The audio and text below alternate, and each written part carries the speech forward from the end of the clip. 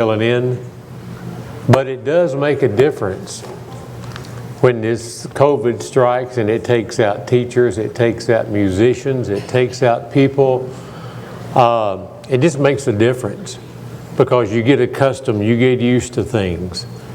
But anyway, be opening your Bibles to Daniel chapter 6, verses 1, 2, and 3. And we'll be in chapter 6, so just keep your finger there. I'll wait just a minute. Genesis, Exodus, 1st and 2nd Timothy.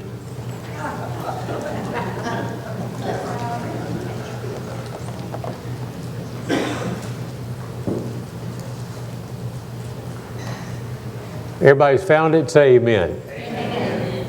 All right. We'll wait just another second.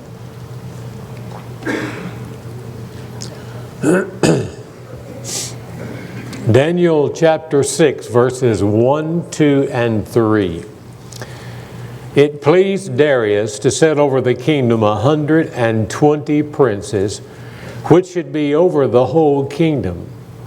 And over these, over the 120, that's the these there, and over these 3 presidents, of whom Daniel was first, that the princes might give account unto them, and the king should have no damage.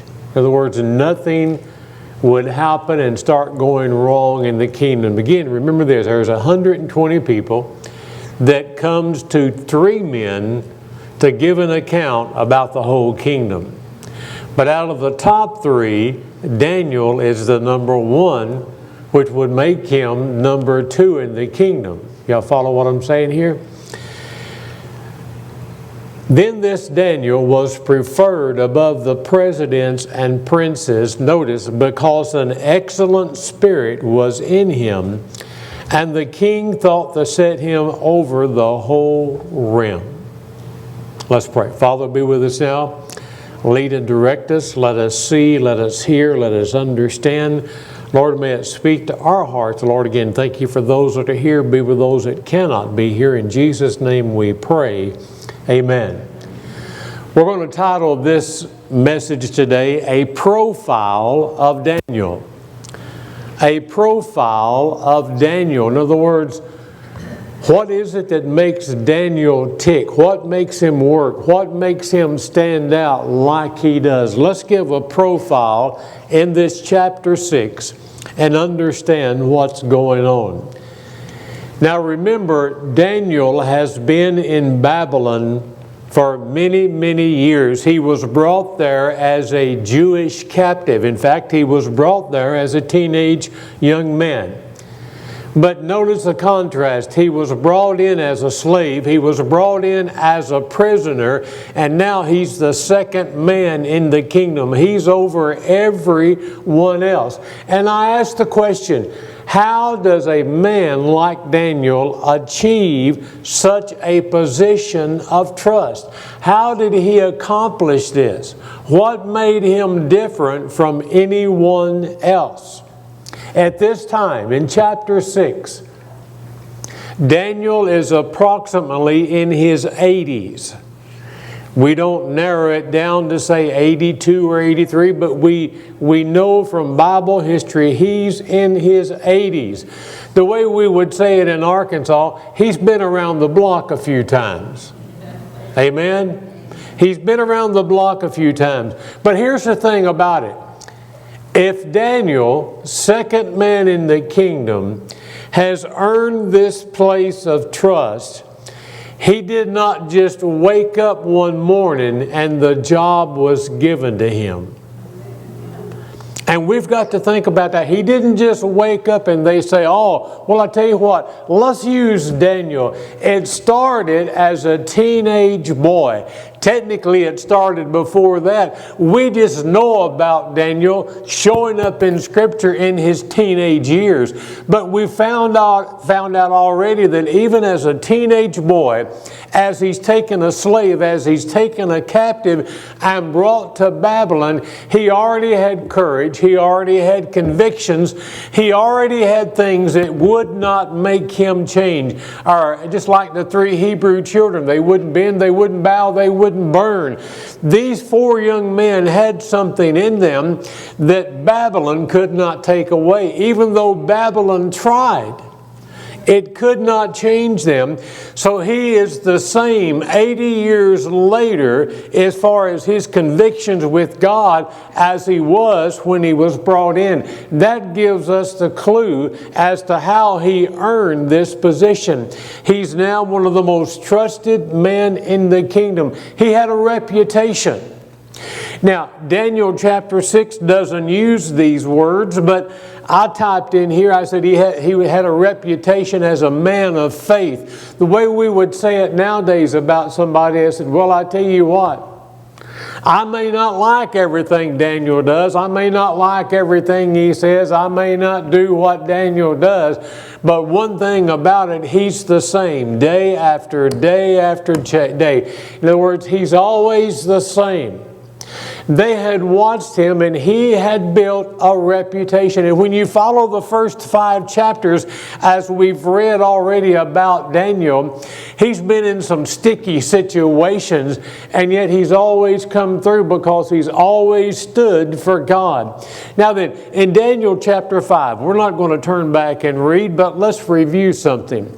This is the story about the night that King Belshazzar had the handwriting on the wall. Remember, he was having this drunken orgy. He had over 1,000 people invited to the party. And they decided during the party that they were going to take the sacred vessels that had been dedicated to God in the temple in Jerusalem. But years early, King Nebuchadnezzar had taken those things out of the temple and brought them to Babylon, but he wasn't doing anything with them. But King Belshazzar decided to get those sacred vessels, bring them down to the drunk fest, so to speak, and let people begin to drink out of those sacred vessels. When that happened, a hand appeared on the wall. The hand began to write. And when the king saw this, his knees began to knock. The color goes out of his face. And people said, wonder how much coffee it took to sober him up. It just took a hand and fingers with no body. He sobered up real quickly, and he saw this, and so he called for his wise men. I'm just going to sum up all of the different groups of people that were mentioned. His wise men, his advisors. And he said, see the hand? What does it say? They said, we don't have a clue. We don't know what the writing is, and we can't tell you what it means. So the king is very outraged, and he doesn't know what to do. But somewhere back in the back, not in the actual party, but the king's grandmother had already heard the rumor of what's going on. Let's pick up in, well, I'm going to read it, Daniel chapter 5, if you just want to flip a page. But Daniel chapter 5, verse 10, 11, and 12. This will give us an insight. Now the queen, which is the king's grandmother, by reason of the words of the king and his lords, came into the banquet house, and the queen spake and said, O king, live forever. Let not thy thoughts trouble thee, nor let thy countenance be changed. This right here, we preached on this next verse, but one of the most exciting verses, I think, in the Bible. There is a man in thy kingdom. Talking about Daniel. In whom is the spirit of the holy gods, and in the days of thy father, light and understanding and wisdom, like the wisdom of the gods, were found in him, whom the king Nebuchadnezzar, thy father the king, I say thy father, made master of the magicians, the astrologers, the Chaldeans, and the soothsayers. Notice now, for as much as an excellent spirit and knowledge and understanding, interpreting of dreams and showing of hard sentences and dissolving of doubts were found in this same Daniel, whom the king named Belteshazzar. Now let Daniel be called, and he will show thee the interpretation. In other words, she remembered what Daniel had previously done. She tells the king, and the king immediately calls for Daniel. We know the rest of the story. Daniel comes in, he reads the words, and he gives the interpretation. Mene, mene. In other words, thy days has been numbered. You're found in the balances waiting and wanting. We preached a message called Your Number is Up. It was too late. God had drawn a line in the sand. Now, what we're trying to establish, first of all, is how Daniel stands out among the people. Because Daniel stood out, because of the faith he had in his God, and because he lived that faith, he was hated. They were jealous of Daniel, and they were, in their minds, determined to get rid of this man. Now then, it's been summarized like this. He was faithful in his duties, faultless in his character, and fervent in his prayers. Draws a conclusion. Doing right is no guarantee everything will always be right. Amen. See, sometimes people make professions of faith, people get in church, and they think, well, God will protect me now. And all of a sudden, something goes wrong in their life. And I've heard it once, I've heard it 1,000 times. Preacher, I thought when I became a Christian, I thought when I got in church, I thought when I would try to change my life, I wouldn't have the problems I had before. Doing right is no guarantee that everything will go right. Daniel tells us that he lived right, and because he lived right, in other words, the world, we'll call it, was against him automatically. So now let's look at the plot against Daniel. These men, understand, these men were Babylonians. Daniel was a Jew. Here was a Jew, a slave, a prisoner, 80 years ago that was brought in, and now he's worked his way up. And in our modern day terminology, he was their boss. They said, we don't like the idea that a foreigner has become our boss, and we're going to find some reason, we're going to find some way to get rid of him. Look at Daniel chapter 6, verse 5.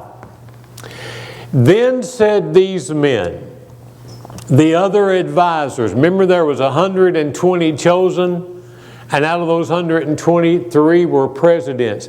These men said, we shall not find any occasion against this Daniel, except we have found it against him concerning the law of his God. Another way that I've read this words it like this. The only way to accuse Daniel would be in connection with the requirements of his religion.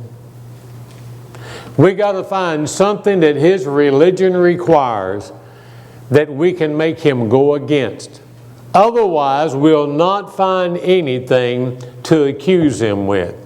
Let me take everything I've said in connection with that and a modern day statement that's old. I've heard it all of my life. You've heard it. But let's say it again to remind you. Now, let's back up and put it together. They said, we'll not find any occasion against Daniel unless it's concerning the law of God, or as we'd say, concerning his religion. A modern day way of saying that is, if you were arrested for being a Christian, would there be enough evidence to convict you? If you were arrested for being a Christian, would there be enough evidence to convict you? You know, years ago when I first heard that, and as a young boy I heard it real regular with preachers at meetings and so forth. And it didn't register real hard. It was a good statement. It was a good thought-provoking thing. But when I say religion and convictions and Christianity seemed different 30, 40, 50 years ago than it does today. Then when people made statements about being a Christian or belonging to a church, most of the times it was a little bit different than it is now.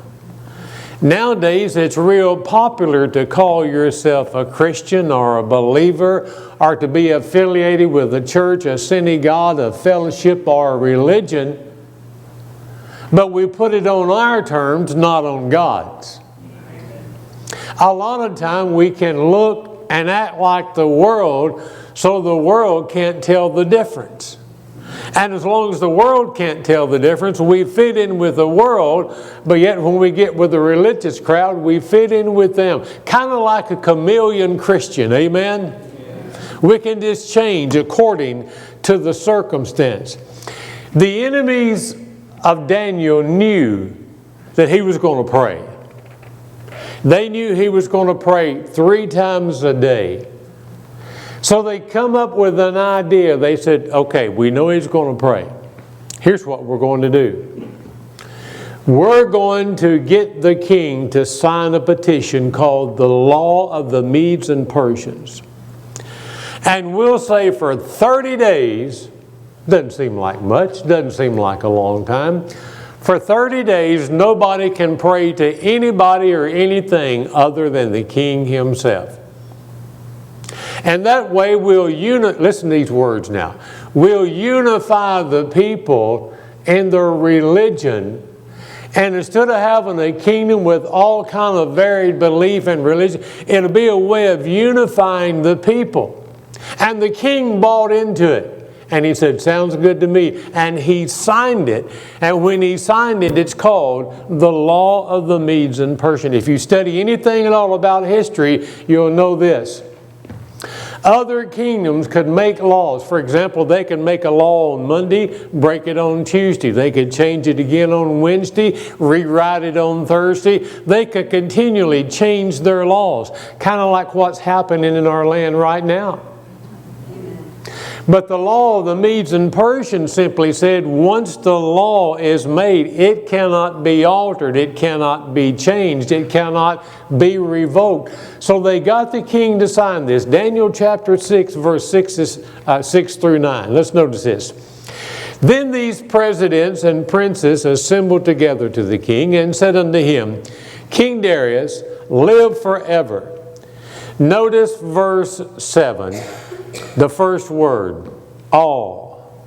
That's wrong. You say, are you correcting the scripture? No, I'm saying they lied.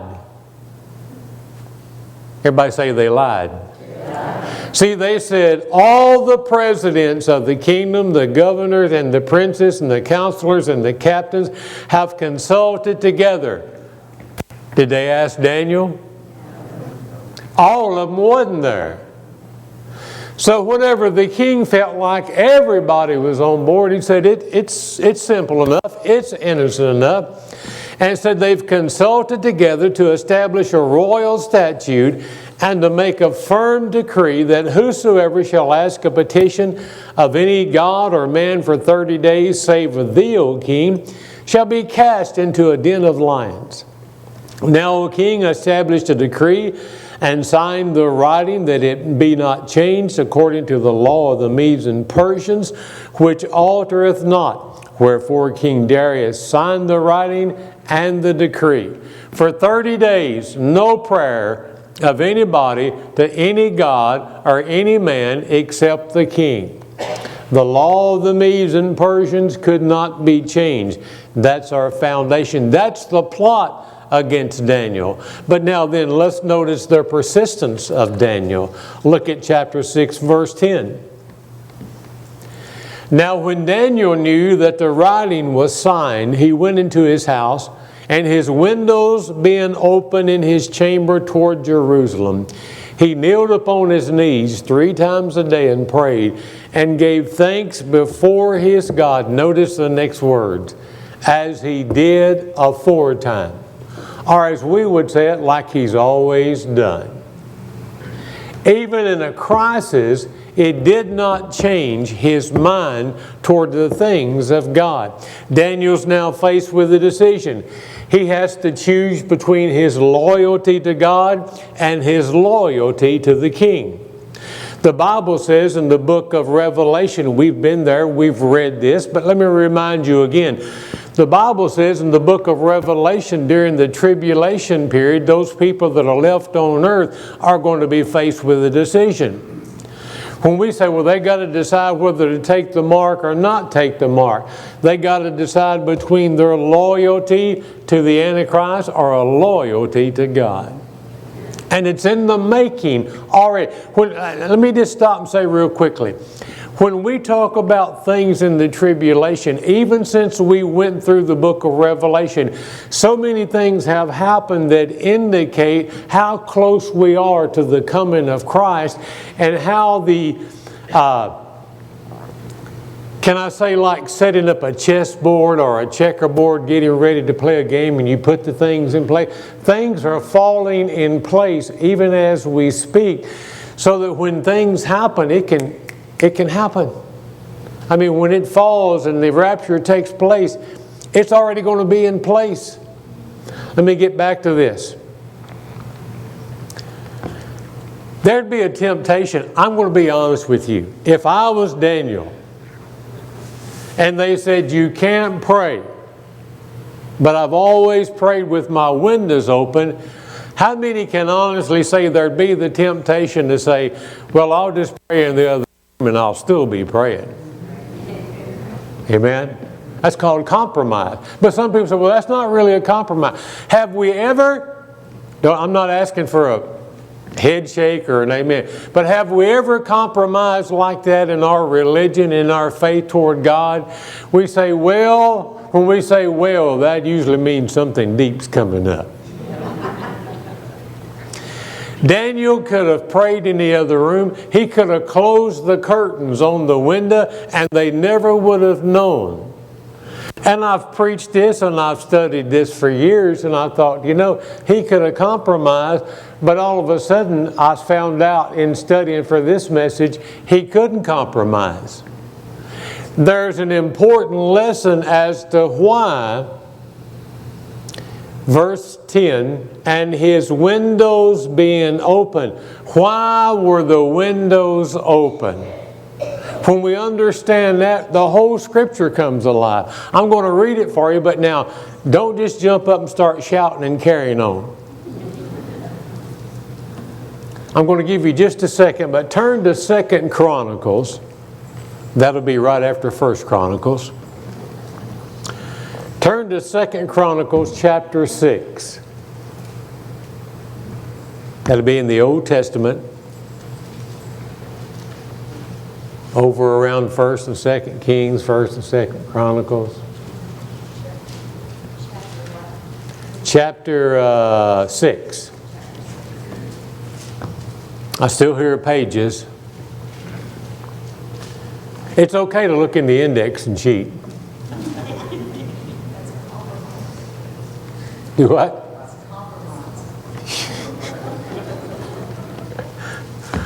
Okay, everybody there? I want you to notice what it says. 2 Chronicles 6, 36 through 39. This is, of course, King Solomon speaking. This is when they dedicated the temple. And he's speaking to God. If they sin against thee, for there is no man which sinneth not, and thou be angry with them, and deliver them over before their enemies, and they carry them, notice now, and they carry them away captives into a land far off or near. Yet if they bethink themselves in the land whither they are carried captive, and turn and pray unto thee in the land of their captivity, saying, we have sinned, we have done amiss, and have dealt wickedly, if they return to thee with all their heart and with all their soul in the land of their captivity, whether they have carried them captives, and notice now, and pray toward the land which thou gavest unto thy fathers, and toward the city which thou hast chosen, and toward the house which I have built for thy name, then hear thou from heavens, even from the dwelling place, their prayer and their supplications, and maintain their cause, and forgive thy people which have sinned against thee. In other words, to a Jew, Jerusalem was the holy city.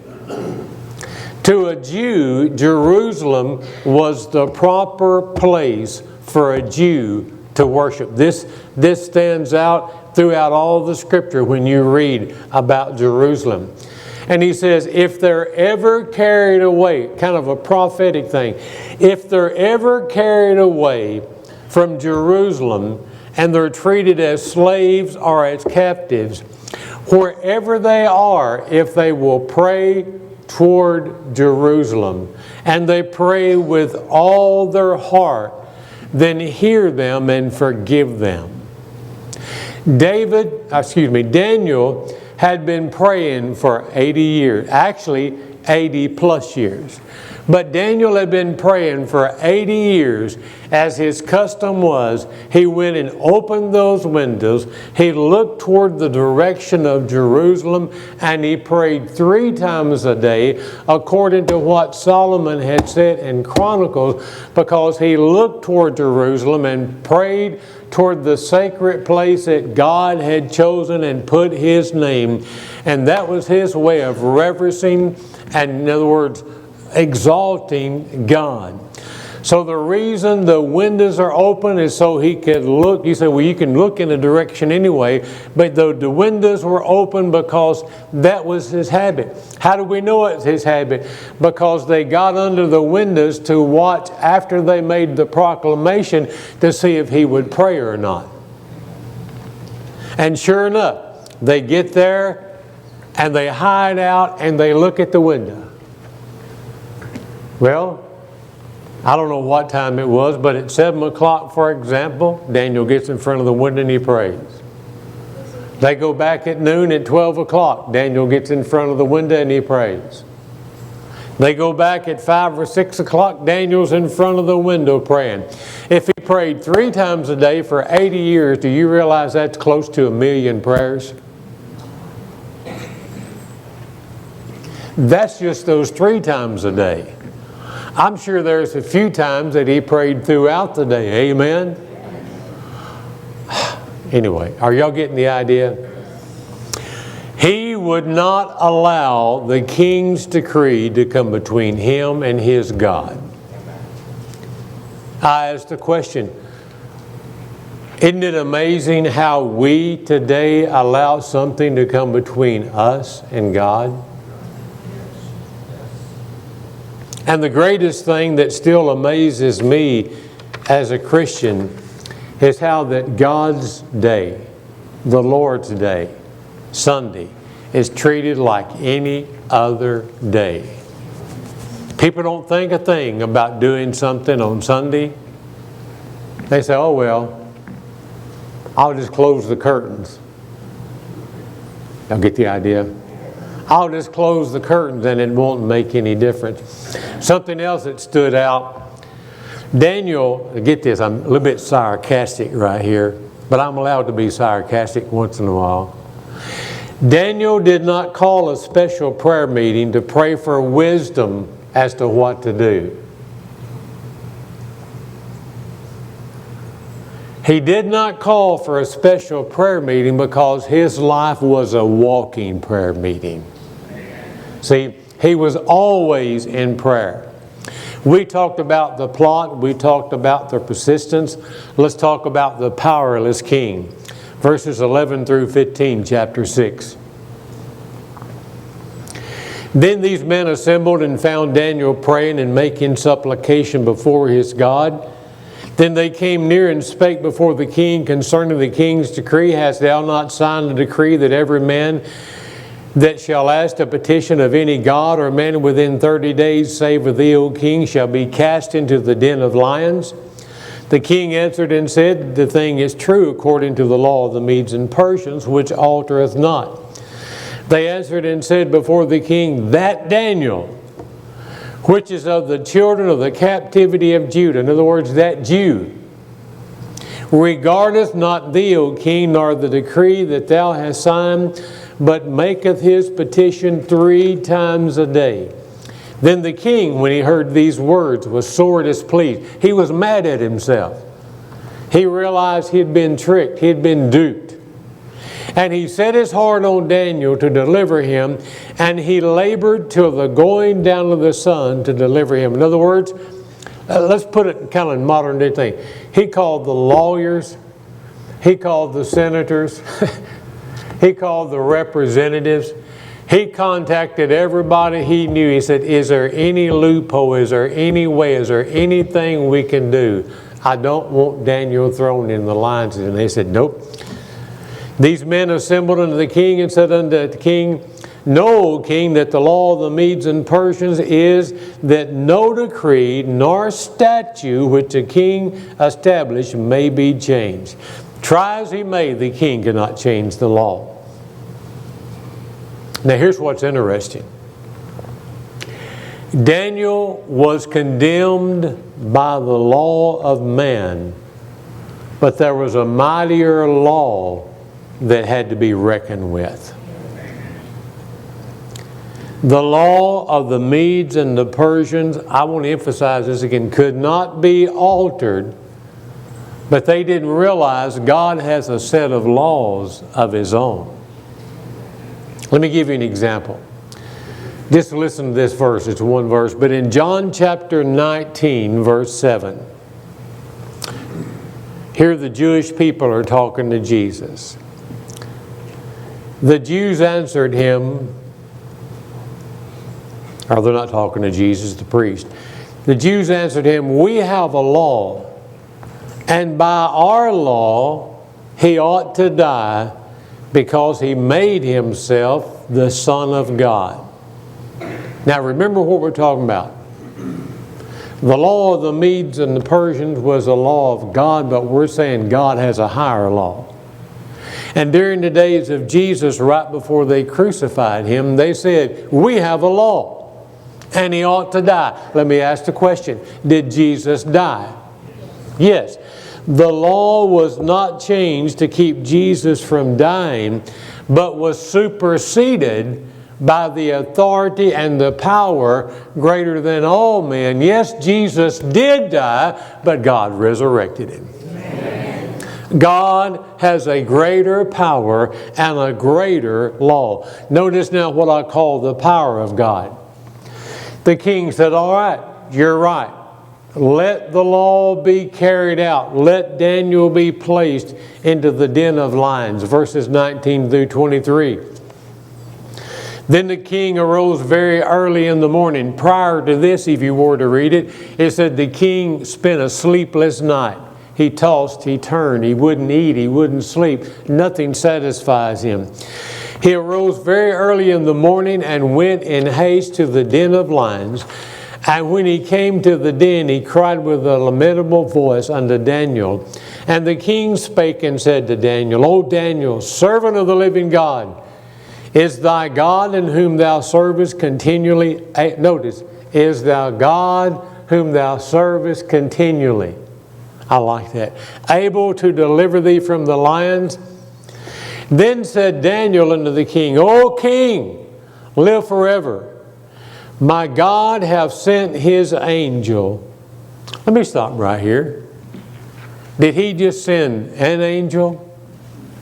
Or who was that angel? Is it possible that angel was a theophany? An Old Testament appearance of Jesus Christ. Think about that. My God hath sent his angel and hath shut the lion's mouth, and they have not hurt me, for as much as before him innocency was found in me, and also before thee, O king, have I done no hurt. Then was the king exceeding glad for him, and commanded they should take up Daniel out of the den. So Daniel was taken up out of the den, and no manner of hurt was found upon him, because he believed his God. In Hebrews chapter 11, verse 33, it says, who by faith subdued kingdoms, wrought righteousness, obtained promises, and stopped the mouths of lions. Talking about the Old Testament heroes of faith. He said some even stopped the mouths of lions. Daniel's faith was a commitment to omnipotence, not the outcome. Get how I said that? Daniel's faith was a commitment to omnipotence, not the outcome. In other words, he was faithful to God regardless of what happened. Remember Shadrach, Meshach, and Abednego? Paraphrasing, they said, now our God can deliver us. There's not a problem. If He wants to, He can deliver us. But even if He doesn't, He's still God. Daniel did not serve God because the outcome might be good. He served God regardless of the outcome. Something else to think about. God did not stop Daniel from going into the lion's den, but here's encouraging. But he went in the lion's den with him. Amen. See, it's no problem going into the den of lions when you get there and God's there. Amen. Daniel, that's where that song came from they had in the 70s. What's new, pussycat? Whoa, whoa, whoa. Those lions just laid down and purred, and he rubbed their belly and scratched their chin. Note the effect that Daniel had had on the kings he served under. He's been under 3 kings. Even under each king, there was an attack made against Daniel. There was an accusation against Daniel. There was a way to bring Daniel down, but he stood firm. He stood true. And each king promoted Daniel because they saw he wasn't, as we say in the country, wishy-washy. He was real. And he believed, in other words, he practiced what he preached. What I'm trying to say is the world wants to see the real you. The world is not moved by phonies. They want to see the real deal. And being real doesn't mean, as we said, you won't face persecution. But it does mean that God will be with you, and He can either deliver you and see you through it and keep you from it, or He can bless you while you're going through it. Now, I didn't read the scripture, not that it's not important, but let me just share this. When they delivered Daniel out of the den of lions, the king took all those men that had lied and tricked him and lied against Daniel and had them thrown in the lion's den. And as they were throwing them, before their bodies ever hit the ground, those lions, those wild cats, were ripping and tearing, and they destroyed these men in their lives. Yet Daniel was unhurt. Let me ask the question. See, Daniel was faithful. And I think the whole lesson of Daniel chapter 6, it's an amazing story. But God wants the scripture to speak to us and ask us the question, are you faithful? Are you faithful in your responsibilities? Are you faithful in your church? Are you faithful in your home? In other words, it's easy to read about heroes that come through, but we don't want to be the heroes that don't make it. You read in chapter 11, Daniel, again, we just read it, of Hebrews. He stopped the mouths of lions, or it's talking about because of him, the lion's mouth was stopped. But you keep reading Hebrews 11, there's people that died. There's people that died because of their faith for Christ. God says, are you faithful? You don't just wake up one day and become faithful.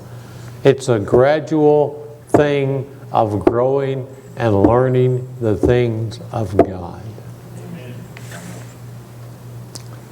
Maybe God's speaking to you. Maybe there's something in your life. Maybe God's put His finger and says, I have my hand on you. I want to use you, but I want you to be faithful. However God speaks, if you're here and you're lost, you've never been saved.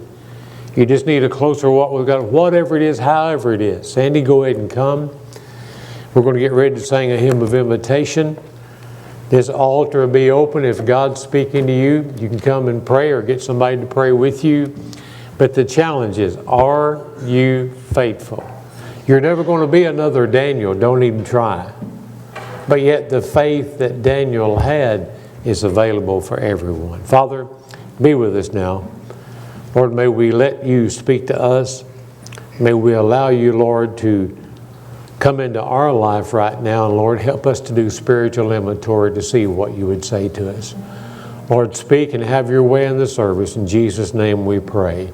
Amen. While we stand together.